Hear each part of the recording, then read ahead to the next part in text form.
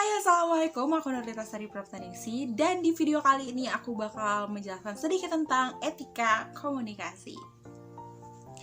Etika komunikasi merupakan gagasan moral yang mempengaruhi komunikasi. Secara umum, etika komunikasi berkaitan dengan good present dalam segala bentuk komunikasi.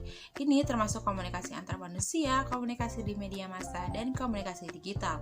Komunikasi yang etis mencakup kejujuran dalam komunikasi, menjaga kerahasiaan informasi, dan tidak membahas hal yang bersifat pribadi atau urusan orang lain di depan umum atau di depan pihak ketiga. Lalu di sini ada etika individual dan etika sosial, di mana etika individual itu merupakan etika yang memuat kewajiban manusia kepada diri sendiri. Maksudnya gimana sih berkewajiban kepada diri sendiri? Jadi layaknya kita punya Tuhan, kita beribadah kepada Tuhan, itu merupakan kewajiban kita kepada Tuhan. Dan kewajiban kepada diri sendiri itu menurut aku cukup simpel, karena kita cukup mencintai diri sendiri atau love self, gak usah insecure dan gak perlu dengerin kata orang yang membuat kita terbebani, cukup percaya kepada diri sendiri dan percaya kepada kemampuan yang kita miliki. Lalu di sini ada etika sosial, di mana etika sosial ini merupakan cara bagaimana kita bersikap kepada orang lain. Misalnya nih, kita ramah, kita murah senyum, kita baik sama orang pun pasti bakal melakukan hal yang kita lakukan kepada mereka gitu. Itu sudah menjadi tombol otomatis yang langsung turn on kalau misalnya kita melakukan hal-hal yang baik ke orang, ya pasti orang pun melakukan hal yang baik juga kepada kita. Lalu di sini ada hakikat dan peranan etika komunikasi. Hakikat dan peranan etika komunikasi merupakan proses dalam penyampaian pesan dari komunikator kepada komunikan dengan mempunyai maksud dan makna. Maksudnya, dalam menyampaikan pesan perlu adanya etika atau aturan.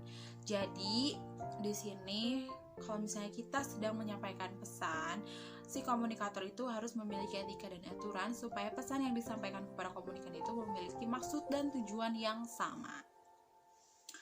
Lalu di sini ada aliran etika. Aliran etika itu ada 4, yaitu deontologis, teologis, egoisme, dan utilitarianisme. Yang pertama adalah deontologis. Deontologis merupakan tindakan dan perilaku manusia sebagai kewajiban. Misalnya, orang yang menganut etika deontologis itu mereka berusaha untuk tidak berbohong, tidak melakukan hal-hal yang buruk walaupun tidak ada manusia yang sempurna, tapi mereka mengusahakan supaya diri mereka itu tidak melakukan hal-hal yang tidak baik. Lalu yang kedua ada aliran etika teologis, di mana aliran etika ini melihat tujuan dan juga akibat yang timbul. Mereka atau orang-orang yang menganut aliran etika teologis melihat kalau misalnya apa yang mereka perbuat selagi itu baik, maka mereka benar kayak gitu. Misal nih contohnya, ada seorang kakak yang mencuri sebuah roti dari minimarket atau warung dan memberikan kepada adiknya. Menurut mereka itu sudah benar karena mereka melakukan hal kebaikan untuk memberi makan misalnya kepada adiknya tadi, tapi didasari dengan mencuri gitu.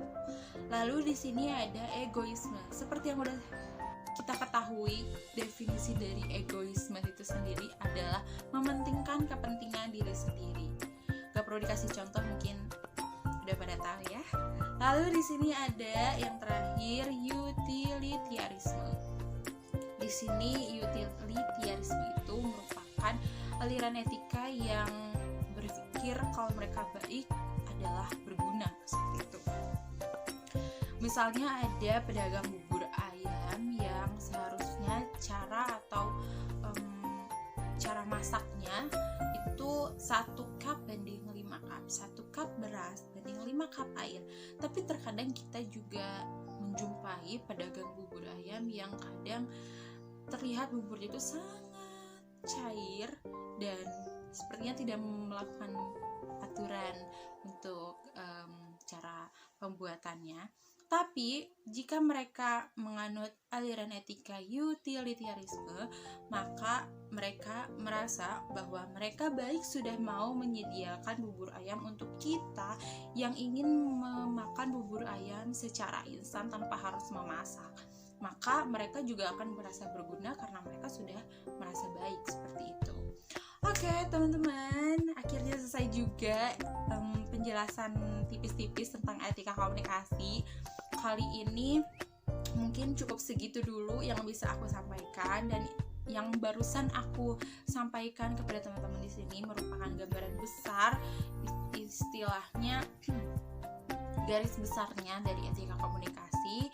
Terima kasih sudah mau menonton video aku kali ini, dan sampai bertemu di tugas berikutnya.